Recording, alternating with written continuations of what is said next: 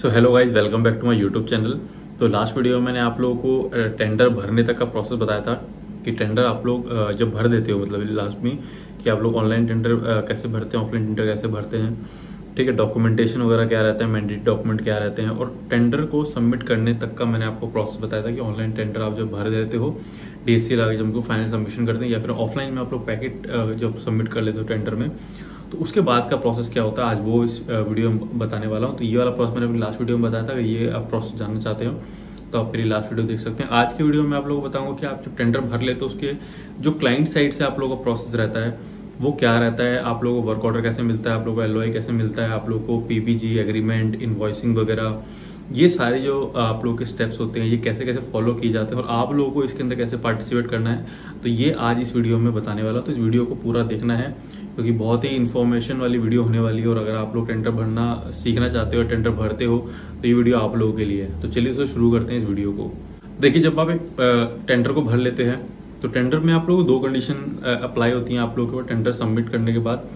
या तो आप वहां पे वो टेंडर को विन करोगे या फिर आप वो टेंडर को हार जाओगे। तो देखिए, टेंडर अगर आप लोग सपोज कीजिए हार जाते हैं, अगर आप लोग L1 नहीं आते हो, L2 आते हो, L3 आते हो, टेंडर हार जाते हो, तो वहाँ पे आप लोगों को क्या है कि आप लोगों को जो आपकी EMD होती है वो वापस मांगनी होती है, क्योंकि आप लोग फर्दर आप लोग स्टेप आप लोग नहीं होते। जो L1 पार्टी होती है उसी को आप लोग जो बाकी अवार्ड होता है काम वो सारा उसको दिया जाएगा।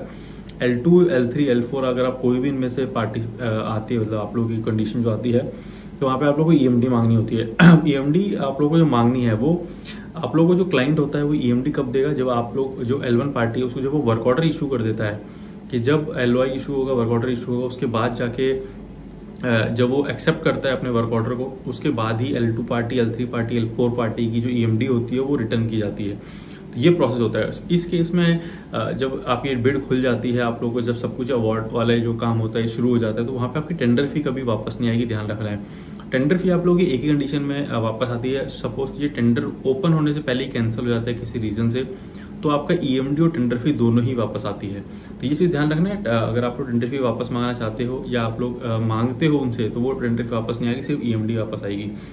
तो ये होता है, अगर आप अपना जो टेंडर है वो हार जाते हो तो उसके केस में आप लोगों की जो EMD है ये आपकी वापस आ जाती है।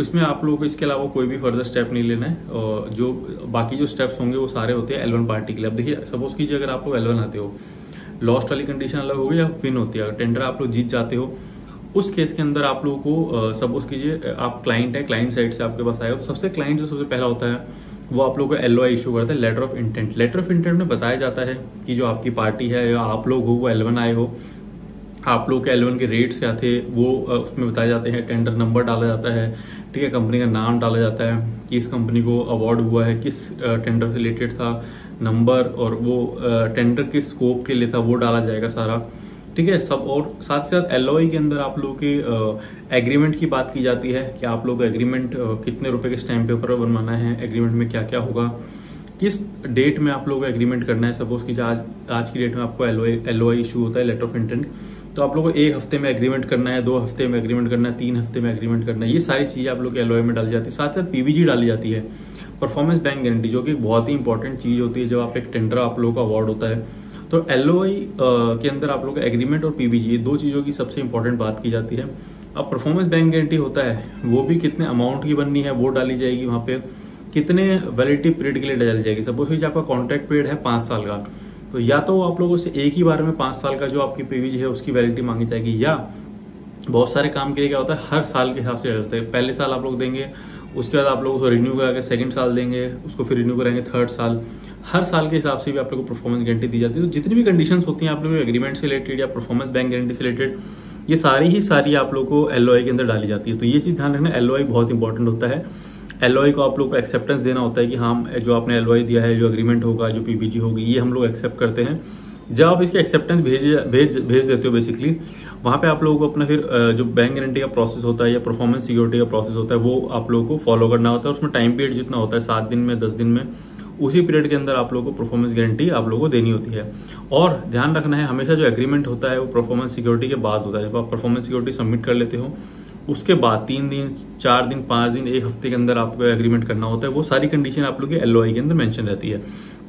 अब ये जब आप चीज दे देते हो, परफॉर्मेंस बैंक गारंटी और एग्रीमेंट जब आप LOI पब्लिश होने के बाद देते हो, उसके बाद आप लोगों को वर्क ऑर्डर इशू होता है। तो वर्क ऑर्डर जब आप लोगों को मिल जाता है तो तब आप लोगों का जो काम होता है, बेसिकली आपको जो भी काम अवार्ड हुआ है वो वर्क ऑर्डर की डेट से शुरू होता है। ये ध्यान रखना है आप लोगों को, LOA की डेट से शुरू नहीं होता है। वर्क ऑर्डर जब जिस डेट में शुरू होगा तो टेंडर के अंदर जितना भी कॉन्ट्रैक्ट पीरियड होता है या उसका जितना भी काम करने का जो पीरियड होता है, सपोज कीजिए आप लोगों को काम आज वर्क ऑर्डर डेट से मिला है, टेंडर के अंदर ऑलरेडी मेंशन रहेगा कि ये काम आप लोगों को 3 महीने में खत्म करना है, 6 महीने में खत्म करना है, 1 साल में खत्म करना है, उसमें टाइम पीरियड जो मेंशन रहता है उस डेट में आप लोगों को काम खत्म करके उनको देना होता है। साथ साथ कंप्लीशन रिपोर्ट, बहुत सारे टेंडर्स में क्या होता है, काम के हिसाब से आप लोगों को टेंडर जो कंप्लीशन रिपोर्ट होती है क्लाइंट को देनी होती है।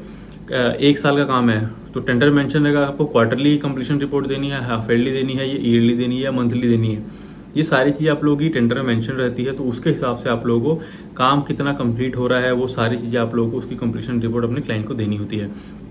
सपोज कीजिए अब इसका जो नेक्स्ट स्टेप आएगा, आपको वर्क ऑर्डर मिल चुका है, आपने सारा काम भी खत्म किया। सपोज कि 1 साल का आपको काम था, आपने वो सारा काम 1 साल के अंदर खत्म करके दे दिया है।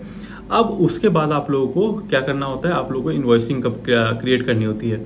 अब इनवॉइसिंग भी मल्टीपल टाइप से होती है। आपको जैसे आपका काम चल रहा है, आप लोगों को क्वार्टरली आप लोगों को इनवॉइस करना है, हाफ ईयरली करना है, ईयरली करना है, या फिर पूरा काम खत्म करने के बाद ही आप लोगों को इनवॉइस करना है। ये सारी चीजें भी काम के ऊपर डिपेंड करती है कि आपका काम किस तरह का। सपोज कीजिए कुछ सप्लाई, आप लोग का कुछ प्रोडक्ट सप्लाई का काम है कि आप लोगों को प्रोडक्ट सप्लाई करना है अपने क्लाइंट को। तो वो जो आपका प्रोडक्ट है वो आप क्लाइंट को देंगे, उसके बाद उस पर टेस्टिंग होगी कि वो प्रोडक्ट सही चल रहा है कि नहीं चल रहा है, उसके बाद जाके आप लोगों को इनवॉइस करना होता है। अब अगर आपको कोई ऐसा काम है कि SITC का काम है कि आप लोग कोई कंपोनेंट लगाना है, सप्लाई करना है, टेस्टिंग करनी है, कमीशनिंग करनी है, उसके बाद आपको उसकी EMC भी देनी है, तो अब इसकी इनवॉइसिंग अलग होगी, ठीक है ना। ये चीज अलग होती है। अब इसमें क्या है कि आप लोगों के जो जितना भी काम था, आपने सप्लाई इंस्टॉलेशन का काम किया, उसके बाद आप लोगों ने इनवॉइसिंग करी, तो वो कंडीशंस में रहती है कि आपका जो इनवॉइसिंग है 70-30 है, 60-40 है, 50-50 है, किस तरह से आप लोगों को इनवॉइस करना है वो सारी चीजें टेंडर में मेंशन रहेगी आप लोगों की। ये चीज आप लोगों को टेंडर आप लोगों को पढ़ना है, उसके बाद जाके आप लोगों को जो भी इनवॉइसिंग होती है वो सारी चीज टेंडर में मेंशन रहती है, उसके बाद जाके आप लोगों को इनवॉइस करना होता है। इनवॉइस करने के बाद जब आपका इनवॉइस क्लियर हो जाता है, आप लोगों की पेमेंट जो आपकी सारी आपके अकाउंट में आ गई है, जितनी भी अगर कुछ काम गलत हुआ है तो उसका डिडक्शन होगा, अगर कुछ काम गलत नहीं हुआ है तो सारी पेमेंट आपके अकाउंट में आती है। ये पेमेंट आने के बाद आप लोगों को क्लाइंट को कंप्लीशन सर्टिफिकेट के लिए अप्रोच करना होता है। कंप्लीशन सर्टिफिकेट मतलब आपने सारा काम कर लिया, उसके बाद आप लोग एक फॉर्मेट दोगे कि सर हमने जो काम किया है उसके आप हमें कंप्लीशन सर्टिफिकेट दे दीजिए कि हमने जो भी काम किया वो खत्म हो चुका है, उसमें कोई भी पेंडेंसी नहीं है। इसके लिए आप उनको रिक्वेस्ट करते हो और वो आप लोगों को एक परफॉर्मेंस सर्टिफिकेट या फिर कंप्लीशन सर्टिफिकेट आपके नाम पे इशू करके देते हैं। अब ये लास्ट डॉक्यूमेंट होता है कंप्लीशन सर्टिफिकेट आपके किसी भी एक प्रोजेक्ट से रिलेटेड। जब कंप्लीशन सर्टिफिकेट आपको मिल जाता है, मतलब कि आपका जितना काम था वो सारा काम आप लोगों ने अपने क्लाइंट को करके दे दिया है, इसके बाद आपका और आपके क्लाइंट का कोई रिलेशन नहीं बचा, आपका पैसा आ चुका है, जो भी आपने काम किया आपका कंप्लीशन रिपोर्ट आ चुकी है। और ये एक तरीका होता है वर्क ऑर्डर मिलने से लेकर कंप्लीशन सर्टिफिकेट तक का। ये पूरा प्रोसेस होता है कि आपको काम मिलता है और काम खत्म होने के बाद क्या डॉक्यूमेंट आप लोगों को देना होता है, क्या डॉक्यूमेंट आप लोगों को मिलता है। ये कुछ प्रोसेस था टेंडर अवार्ड होने से लेके और टेंडर को कंप्लीट होने से तक का क्या क्या प्रोसेस आप लोगों को फॉलो करना होता है। तो आई होप आप लोगों को ये इन्फॉर्मेशन समझ में आई होगी। इनकेस अगर आपका कोई भी डाउट है इस टॉपिक से रिलेटेड आप लोग मुझे कमेंट कर सकते हो।